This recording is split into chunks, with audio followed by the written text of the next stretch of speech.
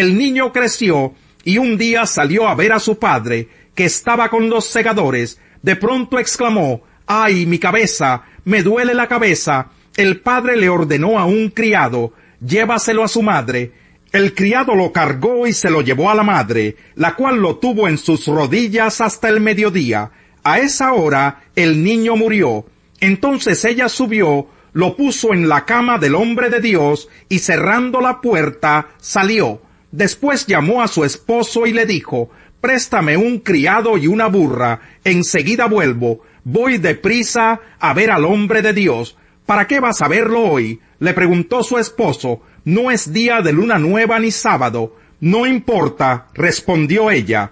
Entonces hizo aparejar la burra y le ordenó al criado: anda, vamos, no te detengas hasta que te lo diga. La mujer se puso en marcha y llegó al monte Carmelo, donde estaba Eliseo, el hombre de Dios. Este la vio a lo lejos y le dijo a su criado Giesi: mira, ahí viene la tsunamita. Corre a recibirla y pregúntale cómo está ella y cómo están su esposo y el niño. El criado fue y ella respondió que todos estaban bien, pero luego fue a la montaña y se abrazó a los pies del hombre de Dios. Giesi se acercó con el propósito de apartarla, pero el hombre de Dios intervino: déjala, está muy angustiada y el Señor me ha ocultado lo que pasa, no me ha dicho nada. Señor mío, le reclamó la mujer, ¿acaso yo le pedí a usted un hijo? ¿No le rogué que no me engañara? Eliseo le ordenó a Giesi: arréglate la ropa, toma mi bastón y ponte en camino. Si te encuentras con alguien, ni lo saludes. Si alguien te saluda, no le respondas. Y cuando llegues, coloca el bastón sobre la cara del niño. Pero la madre del niño exclamó: le juro a usted que no lo dejaré solo, tan cierto como que el Señor y usted viven. Así que Eliseo se levantó y fue con ella. Giesi, que se había adelantado, llegó y colocó el bastón sobre la cara del niño, pero éste no respondió ni dio ninguna señal de vida.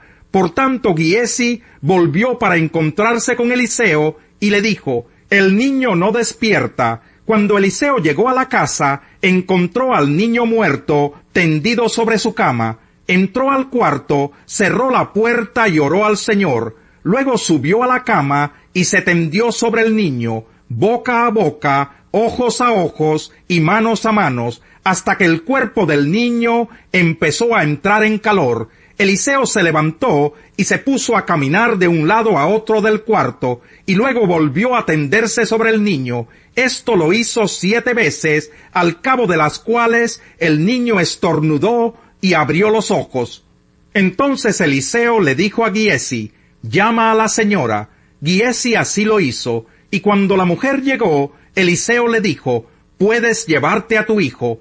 Ella entró, se arrojó a los pies de Eliseo y se postró rostro en tierra. Entonces tomó a su hijo y salió. Eliseo regresó a Gilgal y se encontró con que en esos días había mucha hambre en el país. Por tanto, se reunió con la comunidad de profetas y le ordenó a su criado: pon esa olla grande en el fogón y prepara un guisado para los profetas. En eso, uno de ellos salió al campo para recoger hierbas. Allí encontró una planta silvestre y arrancó varias frutas hasta llenar su manto. Al regresar, las cortó en pedazos y las echó en el guisado sin saber qué eran. Sirvieron el guisado, pero cuando los hombres empezaron a comerlo, gritaron: «¡Hombre de Dios, esto es veneno!». Así que no pudieron comer. Entonces Eliseo ordenó: «Tráiganme harina», y luego de echar la harina en la olla, dijo: «Sírvanle a la gente para que coma». Y ya no hubo nada en la olla que les hiciera daño. De Baal Salisá llegó alguien que le llevaba al hombre de Dios pan de los primeros frutos, 20 panes de cebada y espigas de trigo fresco. Eliseo le dijo a su criado: «Dale de comer a la gente». «¿Cómo voy a alimentar a 100 personas con esto?», replicó el criado. Pero Eliseo insistió: «Dale de comer a la gente, pues así dice el Señor, comerán y habrá de sobra». Entonces el criado le sirvió el pan, y conforme a la palabra del Señor, la gente comió y hubo de sobra. Capítulo 5. Naamán, jefe del ejército del rey de Siria, era un hombre de mucho prestigio y gozaba del favor de su rey, porque por medio de él el Señor le había dado victorias a su país. Era un soldado valiente, pero estaba enfermo de lepra. En cierta ocasión, los sirios que salían a merodear capturaron a una muchacha israelita y la hicieron criada de la esposa de Naamán. Un día la muchacha le dijo a su ama: ojalá el amo fuera a ver al profeta que hay en Samaria, porque él los sanaría de su lepra.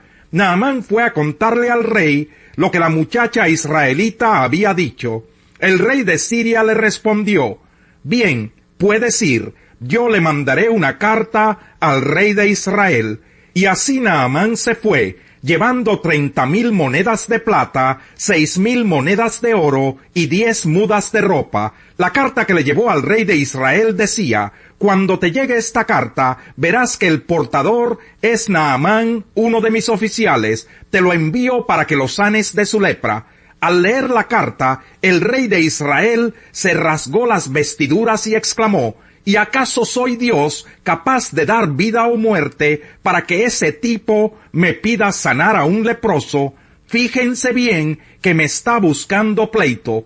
Cuando Eliseo, hombre de Dios, se enteró de que el rey de Israel se había rasgado las vestiduras, le envió este mensaje: ¿por qué está su majestad tan molesto? Mándeme usted a ese hombre para que sepa que hay profeta en Israel.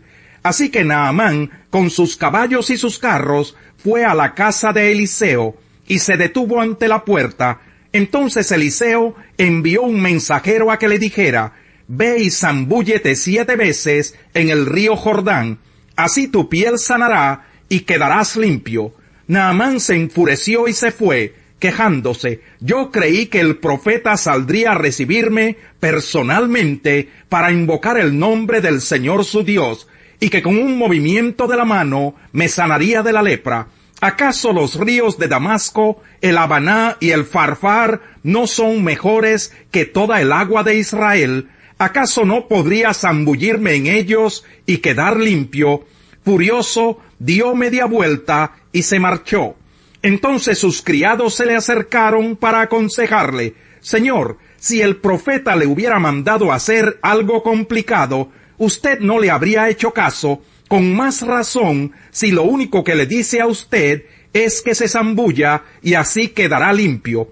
Así que Naamán bajó al Jordán y se sumergió 7 veces, según se lo había ordenado el hombre de Dios, y su piel se volvió como la de un niño, y quedó limpio.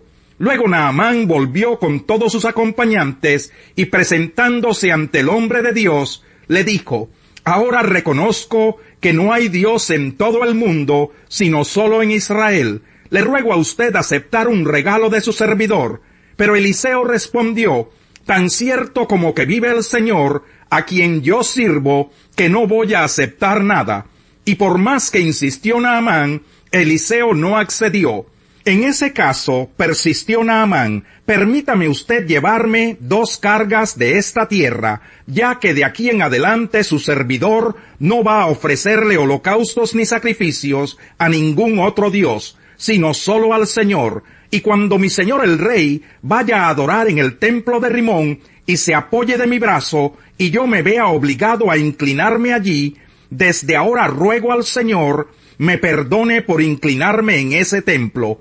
Puedes irte en paz, respondió Eliseo. Naamán se fue, y ya había recorrido cierta distancia, cuando Giesi, el criado de Eliseo, hombre de Dios, pensó: mi amo ha sido demasiado bondadoso con este sirio Naamán, pues no le aceptó nada de lo que había traído, pero yo voy a correr tras él a ver si me da algo, tan cierto como que el Señor vive. Así que Giesi se fue para alcanzar a Naamán. Cuando éste lo vio correr tras él, se bajó de su carro para recibirlo y lo saludó. Respondiendo al saludo, Giesi dijo: mi amo me ha enviado con este mensaje: 2 jóvenes de la comunidad de profetas acaban de llegar de la sierra de Efraín. Te pido que me des para ellos 3,000 monedas de plata y 2 mudas de ropa. Por favor, llévate 6,000, respondió Naamán, e insistió en que las aceptara. Echó entonces las monedas en 2 sacos, junto con las 2 mudas de ropa, y todo esto se lo entregó a 2 criados para que lo llevaran delante de Giezi. Al llegar a la colina, Giezi tomó los sacos y los guardó en la casa. Después despidió a los hombres, y éstos se fueron.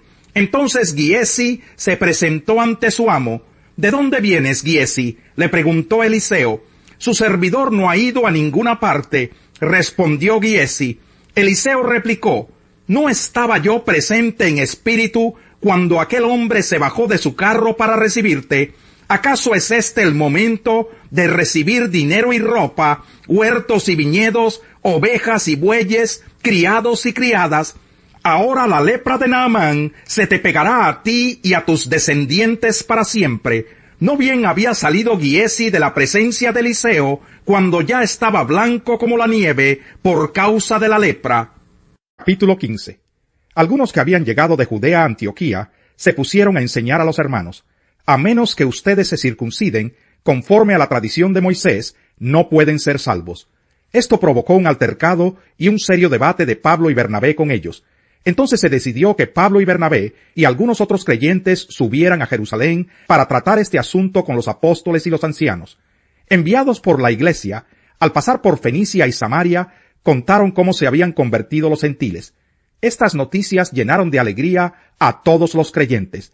Al llegar a Jerusalén, fueron muy bien recibidos tanto por la iglesia como por los apóstoles y los ancianos, a quienes informaron de todo lo que Dios había hecho por medio de ellos.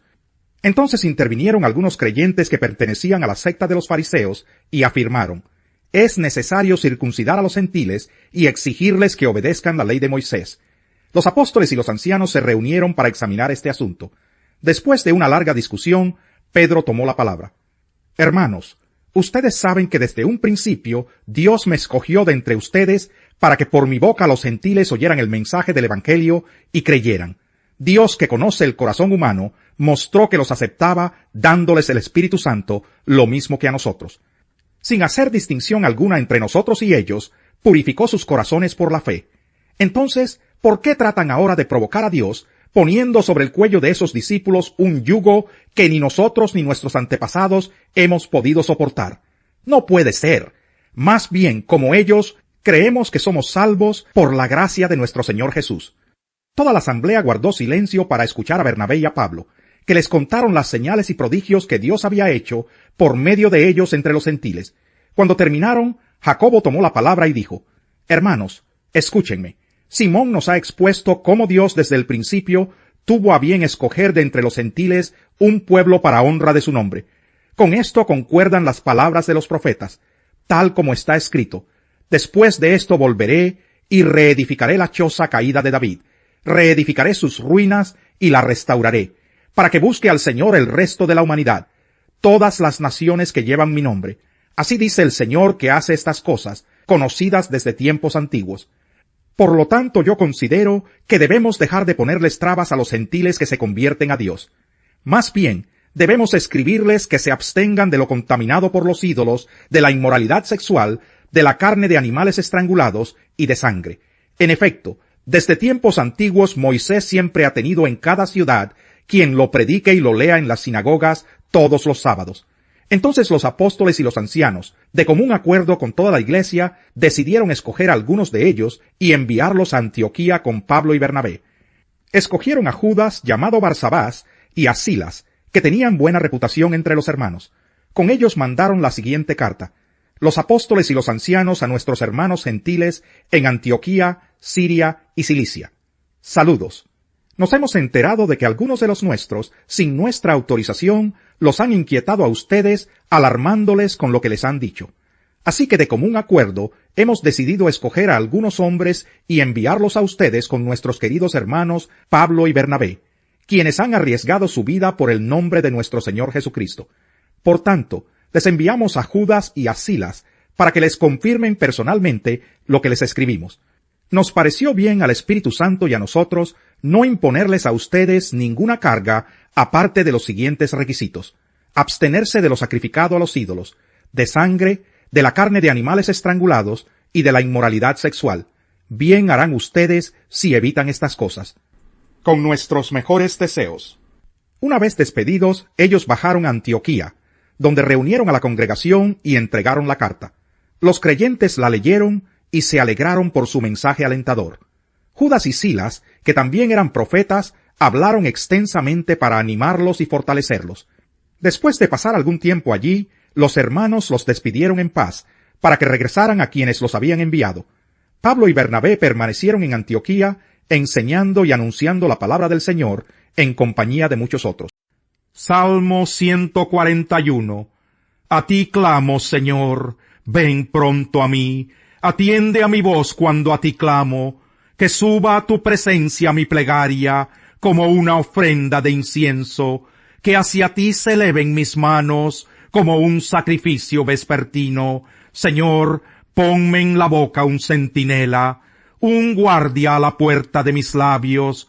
No permitas que mi corazón se incline a la maldad, ni que sea yo cómplice de iniquidades.